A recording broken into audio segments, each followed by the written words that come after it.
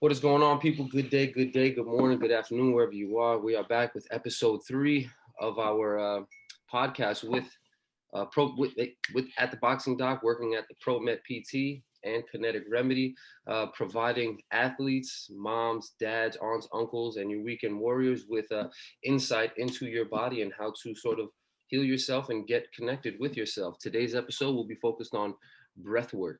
And with that said, breath work. We've touched on it for the first 2 episodes.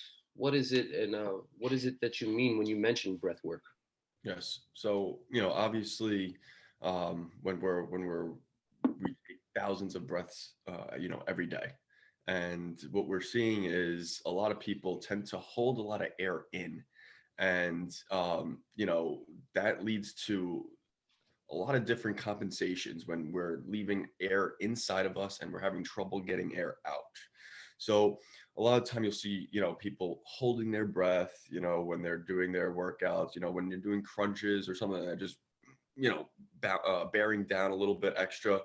Um, but we see that all that stuff just causes blood pressure to increase, heart rate increases, respiratory rate increases, all these sort of measures that we kind of want to prevent um, can simply be, uh, enhanced if you just exhale with an appropriate amount of time and you're not bearing down. So this is super important for my patients, my clients, because some of them are in their 60s, and they might be on medication for blood pressure, they might be on certain um heart rate medications that might hinder their exercise.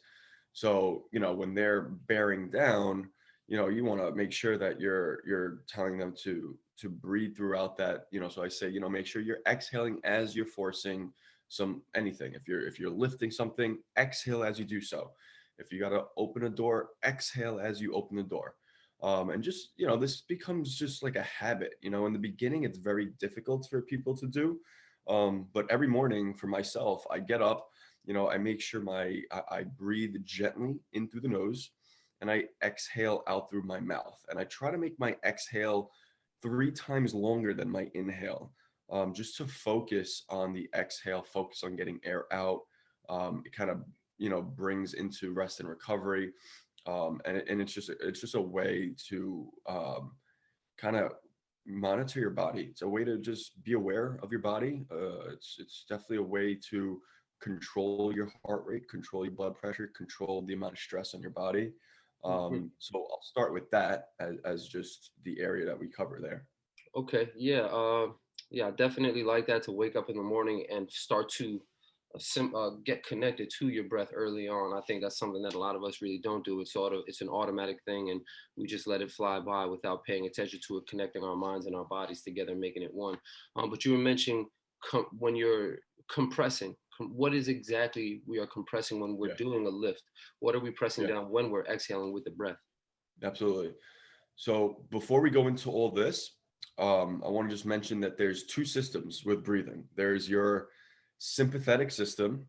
Okay, the sympathetic system is our fight or flight response. So the Mm, fight or flight is, that was built in us in the early humanity because we had to run from tigers, we had to run from bears, we had to run from tribes that were trying to hunt us down, right? So our body developed this adrenal system, this sympathetic fight or flight system that will increase heart rate, increase blood pressure, increase respiratory rate, increase our visuals field, give us a tall posture, right? Just for survival, right? So that's a beautiful thing. We need that. We need that for mhm. that.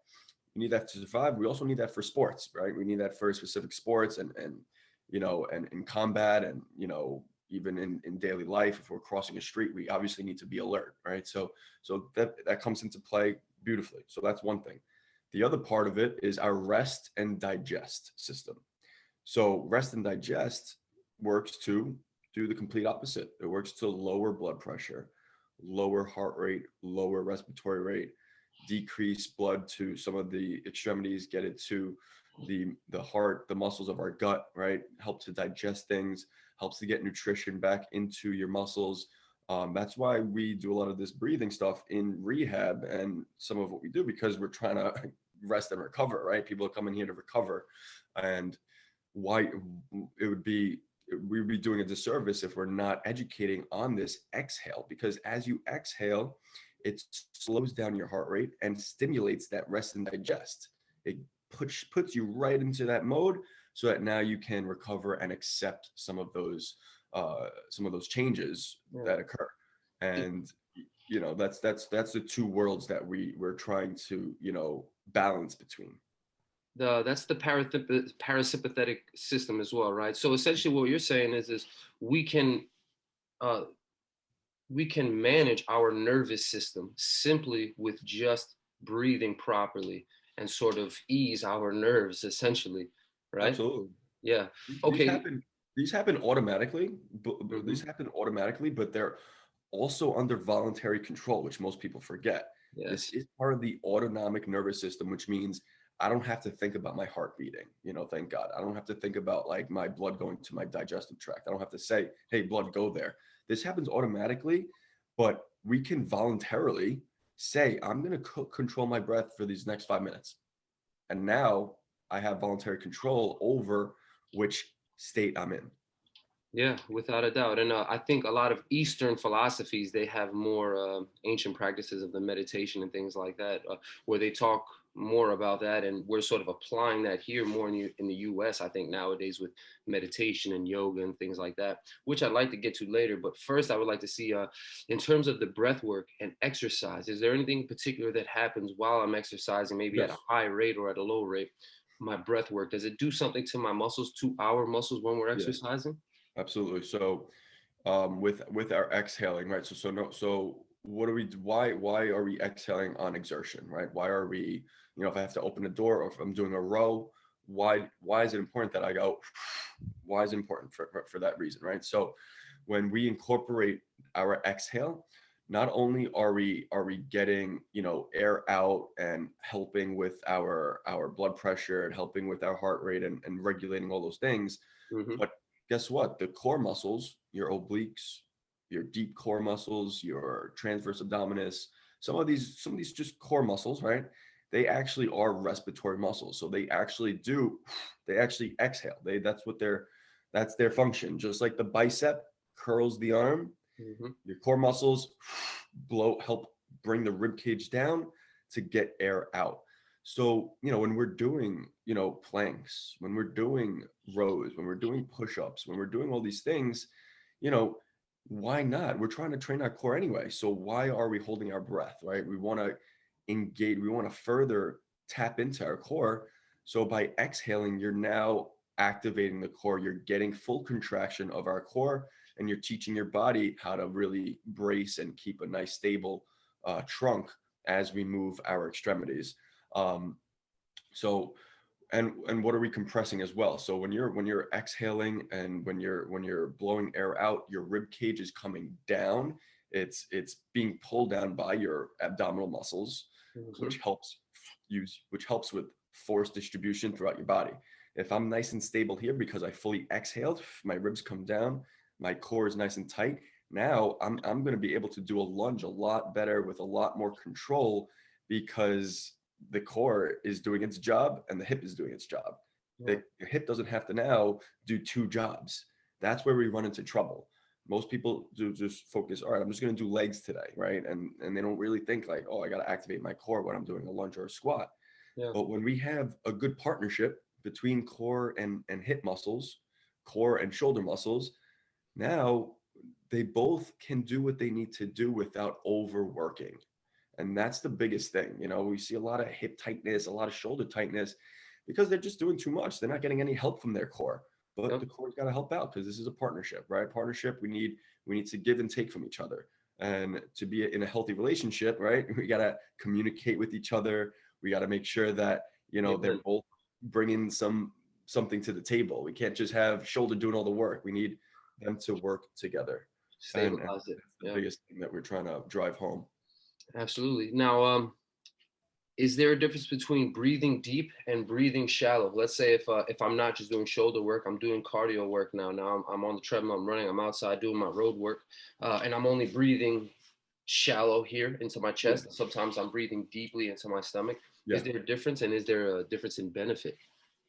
Yeah, I think there definitely is because first of all, we want to shuttle oxygen throughout our body, right? So I think you wanna find a a mode of breathing that works for you, first of all. You want to see, what's your goal? Is your goal to, be an endurance athlete? Is your goal to be a quick burst athlete? Is your goal just to be healthy and just normally breathe? What I'd say with that is, with the shallow breathing, sometimes we forget that we are, not utilizing our rib cage 360. Mm-hmm. So I just be a little caution with our shallow breathing because, you start with shallow breathing, it kind of just goes up to the upper neck area. Mm-hmm. Because if you think about it, if you just take a shallow breath, you're really just getting expansion up here. If you take a deeper breath, you get it a little bit lower. And don't forget, we have 12 ribs. Mm-hmm. We have 12 ribs. They're 360. They're the side, back and front. And if we're just a little bit in through the mouth and we go back out, we're really maybe just expanding a little bit on the top. We're not really getting our full 360, what's called a pump handle and a bucket handle. The bucket handle is what is, if you could see here, the bucket handle is what happens here when you breathe, Mm-hmm. and the pump handle is what happens in the front of your chest. Can Sometimes with you, sorry, for the people who are listening on Spotify, could you oh verbalize yes, the difference absolutely. between those two? Yeah. Yeah, so if you put your hands on your side of your lower rib cage, kind of by your obliques, and you feel the side of your rib cage, Mm-hmm. and you take a deep breath in, I want you to feel the rib cage kind of pop out into your hands. And that's called the bucket handle, kind of biomechanics of how your rib cage moves at the lower portion of your ribs. Mm-hmm. Now I want you to take your right hand, put it on your chest bone right in front of your heart. Another deep breath in, and you'll feel that this is coming up forward towards like your chin, right? Your chest bone wants to come kind of up towards your chin, and that's called your pump handle. So with shallow breathing, we kind of get more of a pump handle and not this combination of pump and bucket handle. So that's where you kind of can come into trouble. Where now, if you're just shallow breathing, you're just getting pump handle. There's no bucket handle at the lower half of your rib cage. And now, if you look at obviously what's on top here, right? What's at the top of our chest, lies our big pec muscle, lies our neck muscles, lies some of these upper back muscles. And if we're shallow breathing and we're doing this, it's going to cause a little bit of an overuse problem, maybe in our neck. Maybe our neck gets tight from that. A lot of stiff necks, a lot of sore necks from shallow breathing. I see that Exactly. all So, the time. absolutely. So I would say start with a walk and just nasal breathe, which means breathing through your nose. Breathing through your nose is an incredible thing.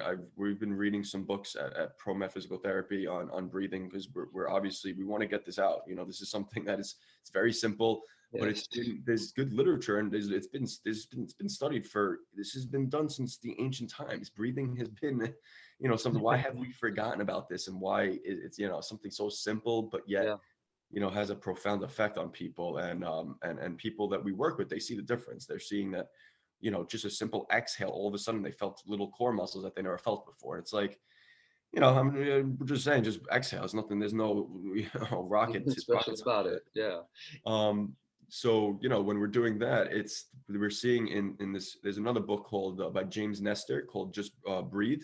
Just breathe. James Nestor has a nice book, goes into a lot of the research that's out there, and we're really in an epidemic of sleep apnea, Mm. all these issues because we're breathing through our mouth a lot, Yes. and That was my that next question. yeah. What's I'm the sorry. difference between nose breathing and mouth breathing? Yeah, that's a great question. And I think the main difference is, you know, when we breathe in through our nose filters our air. It filters the air that comes in and Yes. also stimulates a hormone, or not a hormone, it stimulates a chemical in our blood called nitric oxide. Mm. Nitric oxide is it's called a vasodilator. It's all it does is just increase the depth or the expansion of your blood vessels. Mm-hmm. So obviously that's something really good, right? We need blood flow to our brain. We need blood flow to our heart. We need blood flow throughout when we're working out. And what better way than to get it through just breathing simply through your nose? Mm-hmm. And you'll notice most people have trouble with that. A lot of people have deviated symptoms. They have, they're very stuffed up. And this is just because of a chronic history of breathing through their mouth. If you just keep breathing through your mouth, your nose, and all those little fibers in your nose that filter things, they're going to be like, all right, you're not using me. So they're going to stop really working, and they're going to stop getting, they're going to close up on you. And then what does that do to your nighttime sleeping, right? So now you're sleeping at night and you're just breathing in through your nose. You're not filtering the air. You're not opening up some of those airways that go through the nose. There's direct airways that filter. They go through your sinuses. They open up some of the spaces before they hit your brain and stuff like that. So breathing through your nose, sometimes it changes people's, you know, pressure throughout their body. They feel more open. Their brain is less foggy. Um, and I mean, there's people who put a face mask over their mouth just so that they remember just to breathe in through their nose. There's Yeah. people that just sit for 5 minutes and just think about breathing through your nose, out through your nose, in through your nose, out through your nose, in through your nose. Literally nothing through the mouth. And again, that takes a lot of practice. Obviously, me and you, right, we've been doing this for a long time. We've been exercising, understanding this breath stuff. And, in the beginning, it was certainly very hard, Mm-hmm. doing a little run around the track, trying only to breathe in through my nose is Yeah. incredibly hard. But you realize like over time, you have more energy. You're able to deliver more oxygen to your body. You're able to filter the air better. So there's just so many benefits of breathing in through your nose. Yeah. Um, and it goes way beyond just exercise. It goes for people's comorbidities, just people who have just sugar issues, blood issues, sleep issues, stuff like that. It's a really important thing. Now, Yeah. not to say that mouth breathing you should never do it. I mean, if you're in sport, if you're running a mile, if you're doing sprints, yeah, I mean, listen, you need to get air in. The easiest way is through a bigger opening, which is our mouth, and that's why people do it. But then you don't want to be there 90% of your day. You Yeah. want to balance it out again. So Yeah. No, absolutely. I deal with a lot of people when I first teach them about like boxing, especially. We have to keep our jaws clenched and we have to take all the air in through the nose. true. And so I teach them to keep the mouth closed, breathe through the nose. And a lot of them are like, over my jacket, I feel like I'm suffocating. I'm like, all right, just slow down, slow your pace down, and just get the air in. But a lot of people can't do that because it feels like it congests them. But I actually didn't know about the nitric oxide, that it was a vasodilator, and that really what helps to open up the vessels, and that makes it so simple to understand Exactly. why it is that you feel so congested. So that's a great little point. I also try to tap into meditation and things like that with my clients and try to send them down that road. Like right now, I'm reading The Mindful Athlete: Secrets to Pure Performance by George Mumford. He worked with Chicago Bulls, the Cool. Los Angeles Lakers with Michael Jordan and LeBron James and Kobe Bryant since way back when. Phil Jackson is who sort of brought him in, but he dealt um, in helping to be mindful of the breath. Is that something that you pass on to your clients in terms of meditation at all?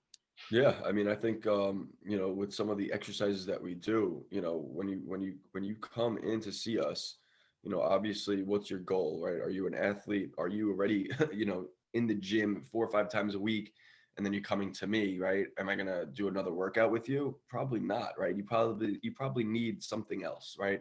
Some people, they don't work out at all. They don't have any experience in there, and then they come to see me, and of course, we're gonna definitely get into a type of gym workout where we're going to teach you proper squat mechanics, hinging, what's a push, what's a pull, stuff like that. So two different people. Now, when you're highly active, when you're, kind of in the, you're working out, 3, 4 times a week, maybe it's CrossFit, maybe it's boxing, maybe it's another sport.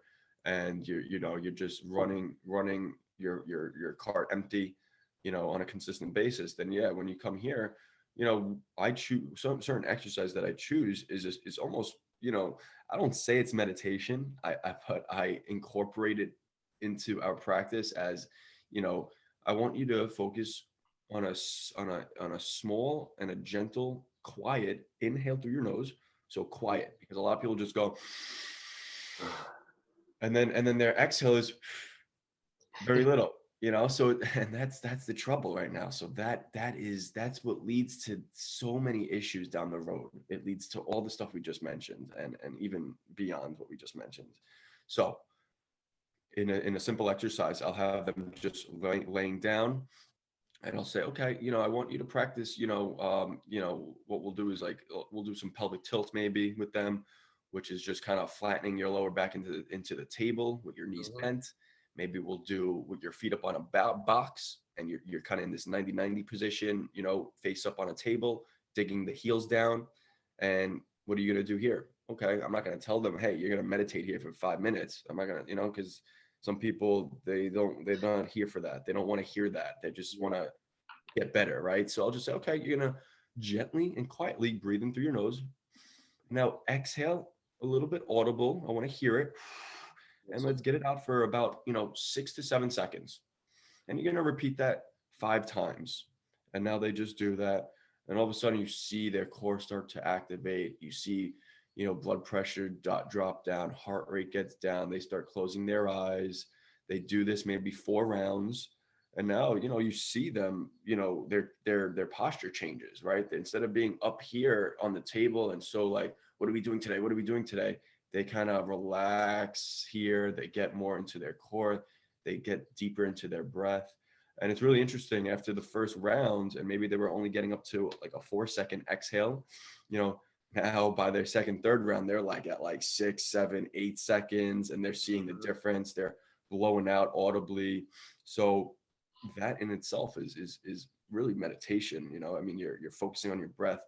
Sometimes these people feel like they've just gone quiet in their head, and that's just a secondary benefit. Sometimes Yes, they feel sir. like, oh wow, I just feel like I just, like, took off some stuff off my shoulders, like, and that's all stuff that we do with meditation without actually saying it. That's perfect. That's So yeah, perfect. definitely incorporate that with a lot of with even at the end of sessions, we'll go into that just to kind of cool the body off, as a way just to kind of be more mindful of that breath, or even before, because it teaches you how to exhale properly too. So it's good pre or post. Yeah. The mind body connection, like I think we opened up with, is what we're trying to really get people to understand, connect themselves with their body. And right there, that's all the mental aspect. Yeah, But physically, one more thing before we have to go. When we're exercising, right, a lot of people are running really hard. We're talking about shallow breath, and you start to cramp up. You start to feel aches and pains. Oh, my back's starting to feel tight. My leg's starting to feel tight. Does the breath have any impact on that? Is the breath working with keeping the muscles fresh for a longer period of time and your muscular endurance? yeah. I mean, I think, so there are a couple of studies that show that, how you start your running routine and how you start your exercise routine is super important. It just leads up to success. It's kind of like your warm up, right? Your warm up prepares you for what's to come. So if you're starting right away, into a run with just, you're like excited, you're excited for the workout, you're pumped up, you do like, 5 minutes of just basic stretches, and then you just go right in. Yeah, that can lead to, just a premature, a premature feeling tightness around certain areas, because you're not really giving yourself a chance to tap into those areas. If you're not preparing for it, you're not really going to perform well. So the preparation is key. So if you're, trying to start, and you feel like you're cramping up with certain things, and it's, you know I would say, how did you start? Did you start like guns blazing right into it, or did you start with, okay, let me focus on my breath, let me focus breathing in, exhale, and now you start going. Breathe in through the nose, Hmm. exhale, start going, and you start it that way. That's gonna prepare you for 10 minutes into that run, where now your breath is a little deeper. You've kind of balanced out, sort of, that exhale inhale mechanism, and now you're getting to the point where you're pushing the time on what you're doing. But I feel like once you once you get the cramps and stuff like that, and once you kind of feel those things coming, you kind of like blown past your threshold. You've gone past it already. So it's like you have to start the right way, start right below it, gradually prepare yourself for it. Focus on that breath, breathing in through the nose, gently breathing in, exhaling with some force and some duration. You do that for 3-4 minutes with your jog, and then you start maybe picking up the pace, and then you just say, all right, let me just try to focus on my inhale exhale, breathing in through my nose. Sometimes when we're running, you don't want to think about too many things. You want to kind of you want to think about one thing. What they show is like Hmm. people who run, the elite runners, they try to focus on like one thing, which is like keeping your step rate high, like keeping the cadence quick, not landing on the foot too long, bouncing off the ground. Like they try to focus on one thing. So if you're just going to focus on one thing, try to just focus on breathing in through your nose and just keeping up with the pace. And then once you're mastering that, then you're able to really kind of hone in on those skills, and it can now incorporate to your daily life, where you're just kind of sitting there breathing in through your nose, out through your nose, in through your nose, out through your nose. And obviously when you're running, you might have to incorporate more breath work and get air in through your mouth at times. But again, when you start cramping up, that's because you're not getting any oxygen in, and you're not filtering those muscles, you're not getting any blood flow to the right areas. Mhm. So by breathing in through your nose, creating that the chemical compound that we talk about, nitric oxide, that helps vasodilate your vessels, helps bring oxygen to your areas. Yeah, that definitely will help with your cramping. That definitely will help with your fatigue, and it'll make you last a little longer when you're doing those things. Yeah. You're filtering it out, but definitely talk to your provider. Talk to if you feel like you're having trouble breathing in through your nose, while you're running, and you really can't, and you feel like you're just stuffed up, go see a dentist, maybe go see someone who does, ears, nose, throat, an ENT, maybe your primary care, right? Or come see one of us and we can refer you to them, because that's something you don't want to ignore. You don't want to ignore that. If your partner says you're doing a lot of snoring at night, there's a lot of noises. You can't, you're doing a lot of noises at night. You can't really sleep like that. Mhm. Definitely, to just book an appointment. Book an appointment with with the primary, with get a sleep study done, something like that, because that's gonna really improve your well being, Yeah. and that's something we want to definitely get out to people too.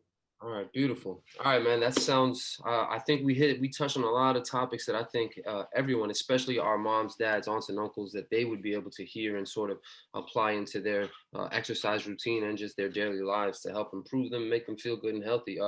With that said, if you guys have any questions, anyone who's watching, please send us questions over at the Boxing Doc, at ProMed PT, at Kinetic Remedy.